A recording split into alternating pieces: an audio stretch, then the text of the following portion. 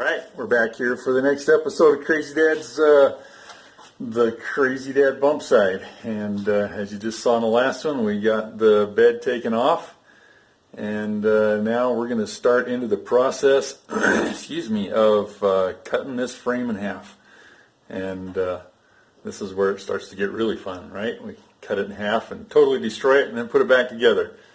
I already had a neighbor was over here, a lady, and said, "What are you doing?" I'm like, "Oh, I'm cutting my truck in half. I'm going to shorten it, put it back together." And she just walked away shaking her head. Well, that's all right.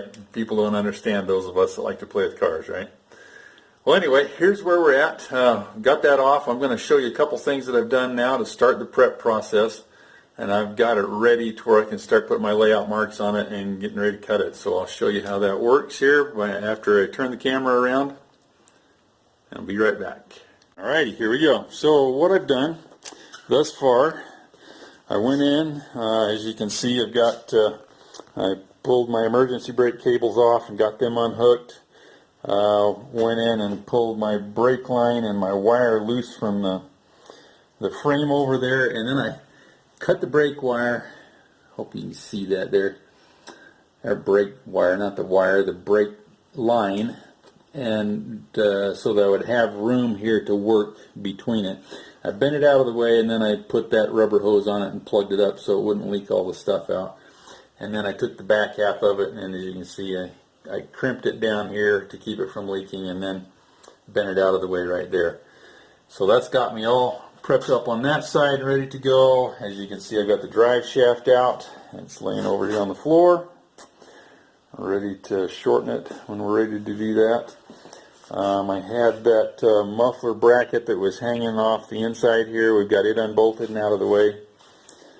And then what I've been working on next was getting the frame level from side to side especially. I did a truck several years ago and got everything right and got it put back together, and realized I hadn't leveled it from side to side, and what had happened is somehow it had gone back together crooked, and my front bumper would never line up right. It just was completely out of whack. So that was a big reminder that I need to do this, and so I've got that done. As you can see, I've got two bottle jacks sitting under it right there to level it right in front of where it's going to be cut. And then you won't be able to see this very well, but underneath the front, I've got jack stands there holding the frame level from side to side, and I've gotten a level put on it to make sure they're in the right place.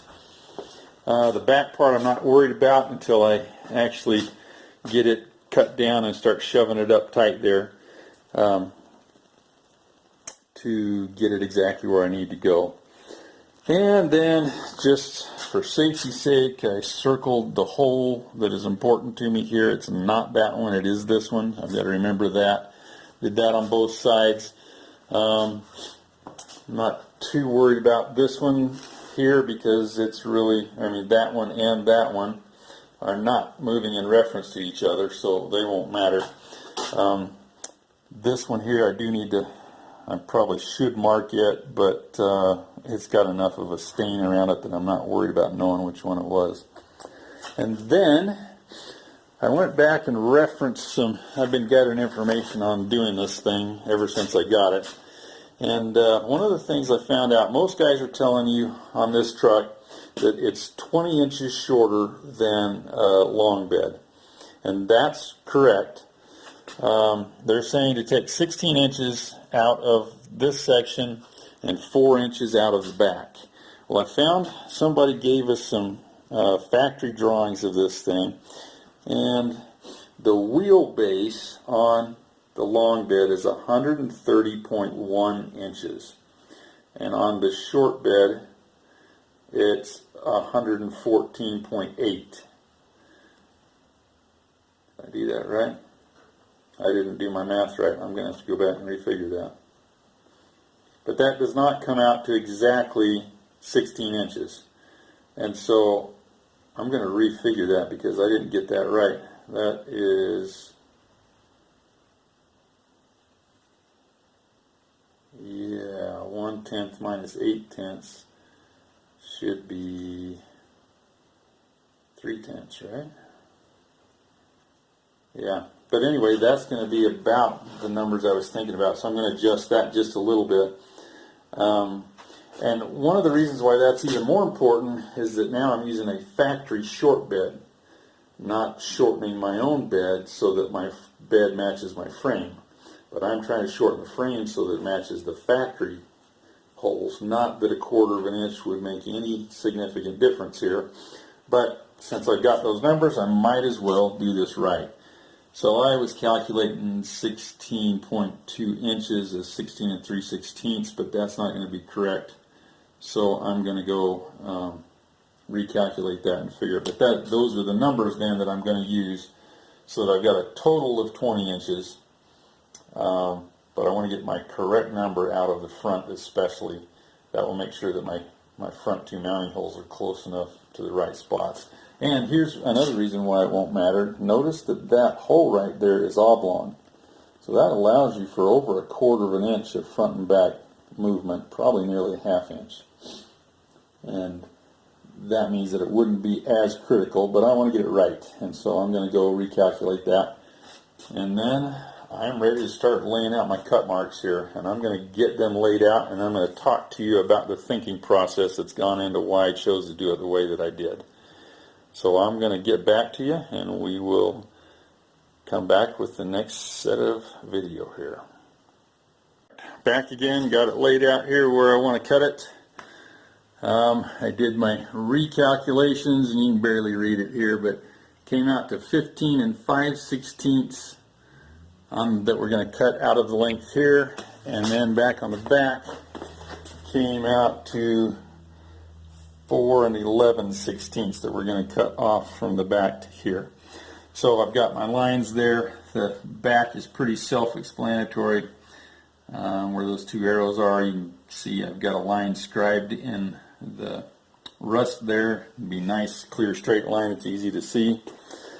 We'll come back over here.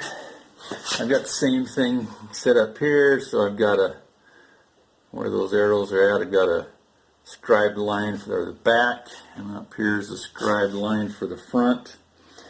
So a couple of explanatory things here. This section of the frame right here is parallel, and that's what's going to make it easy to bring it together. Except that right here you can see that it's coming along flat, and at that point right there it dips down a little bit.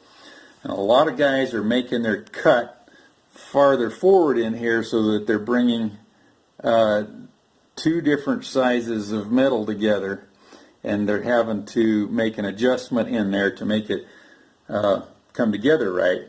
And I just don't see any point in that, because there's plenty of room to do this. So I came back from these holes, which they're on both sides. From this edge of the hole, I came back 5/8 of an inch to that line. And that will give me room.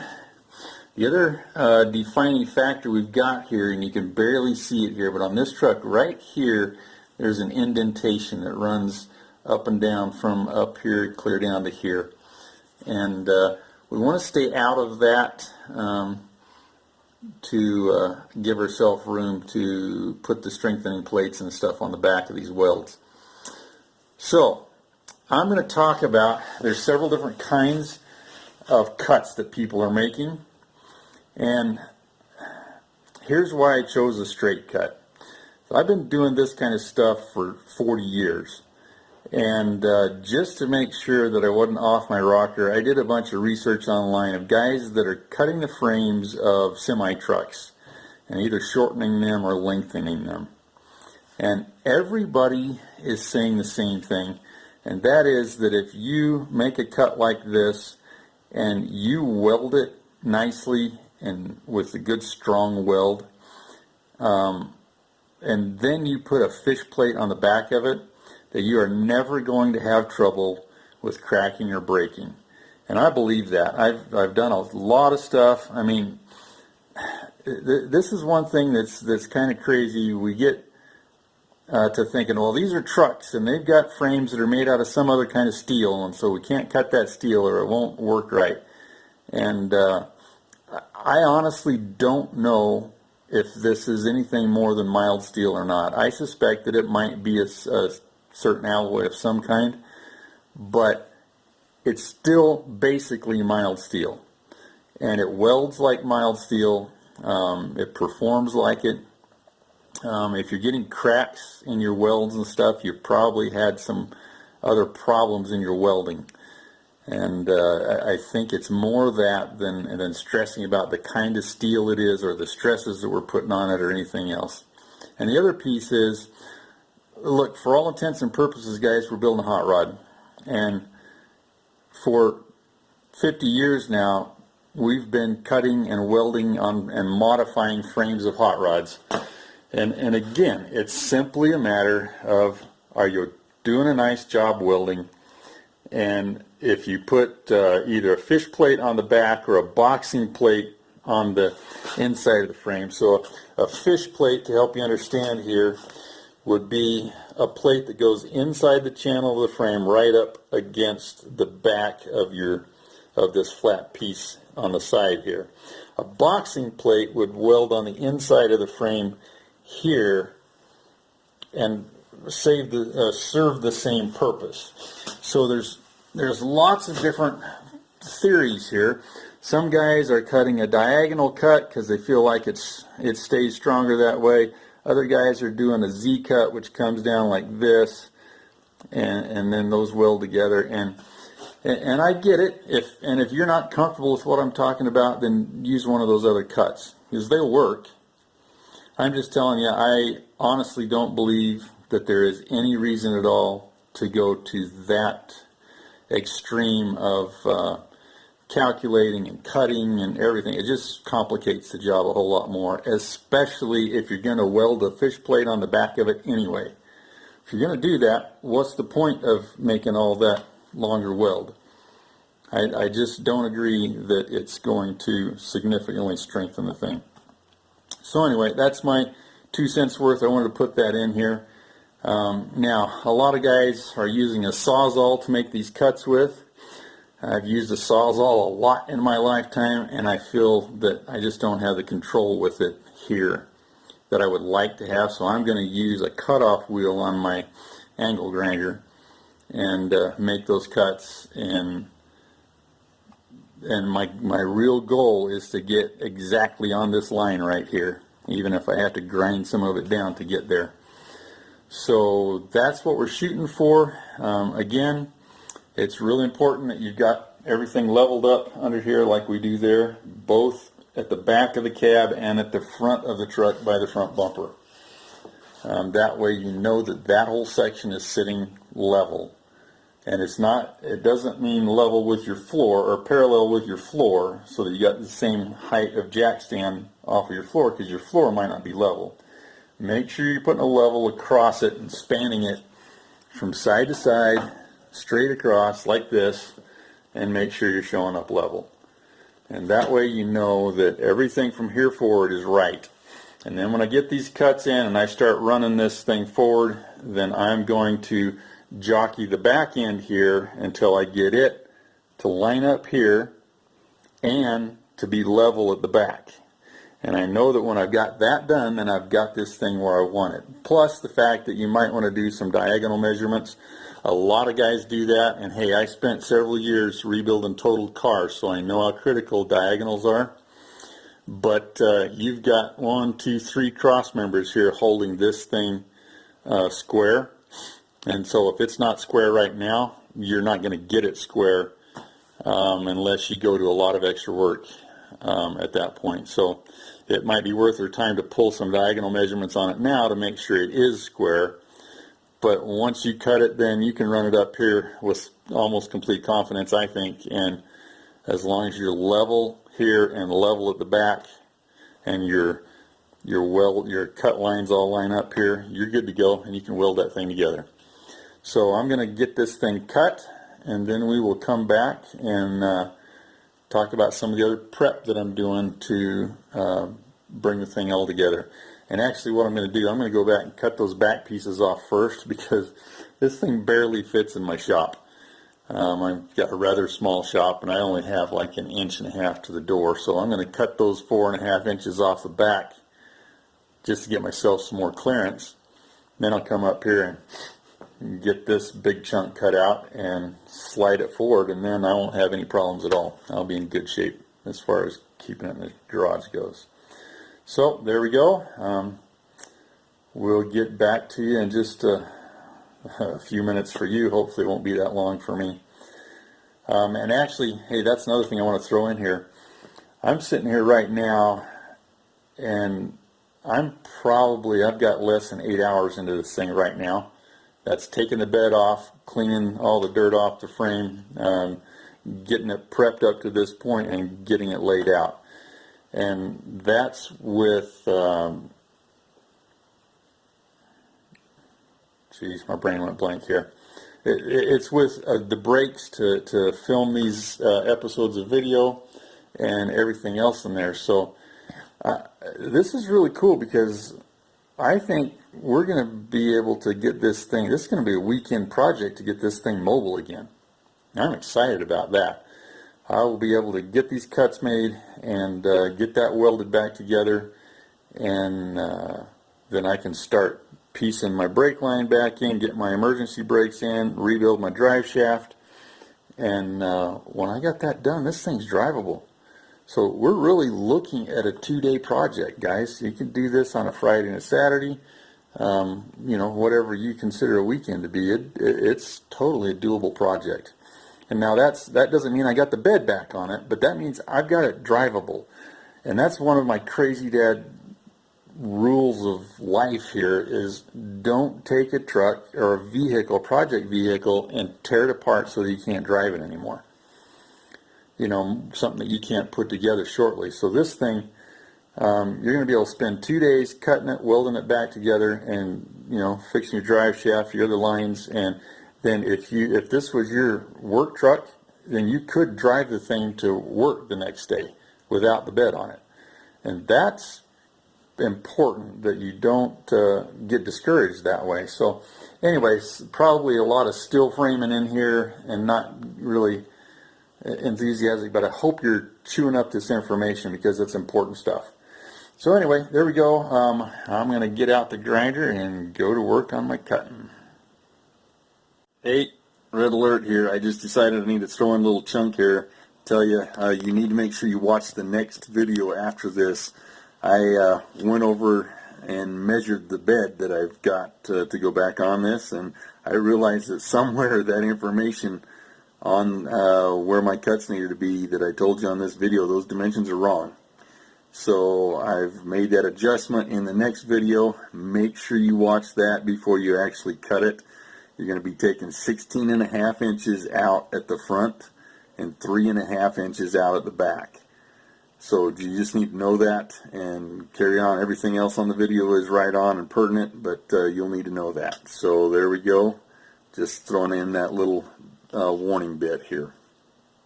Guys, it's almost cut in half, but we got a massive chunk missing out of there now. Love it. Got my 2 tail end pieces cut off at the back here. So we're good to go there. This using this grinder and this cutoff wheel, and this is allowing me to be really super accurate. There's gonna, I don't know if you'll be able to see anything on these, that focus is in there, but I'm able to cut right on that line and stay consistently with it all the way up and down. So I shouldn't have to do any significant adjustment to get those pieces to fit together right. So that's why I chose that strategy instead of the Sawzall. Either way will work. I'm guessing with the Sawzall you're probably going to have to spend a little more time with a grinder cleaning things up. So there you go. I'm going to move over and cut that other side in 2, and this puppy will be cut in half. Alright, boys and girls, I have officially destroyed my truck. Got her cut in half. And I really like the way that it's working out. Had this back side, once I got it cut, every video I've ever watched of somebody cutting one of these, they fall down in the back end. So I got myself a, let's see, a motorcycle tie down and tied it up to my garage door, and lo and behold, when I cut mine, it fell forward. So I got a second motorcycle tie down there. Now we're ready to unhook those and get some more stuff out of the way and slide these two pieces up together and see how it came out. So that's what's next. This is what it looks like when you get into some heavy duty fabrication. Okay, we got her pulled up together there and joined up. I wanted to show you something here. This is why I really like using that grinder. If you, let me see if I can get it steady enough you can see it. If you look at those cuts, and that's, I just cut that. I didn't dress that up at all, and it's fitting perfectly. That's just the right amount. I can use, once I bevel that out, that's going to be just a perfect match, and it's that way on both sides. And so I'm really pleased with the way this is turning out.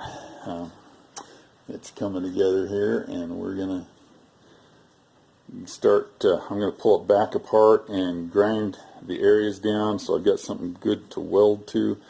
Clean it up good, get my surfaces V'd out, and then we'll pull it back together and tack this baby back in place and start welding on it.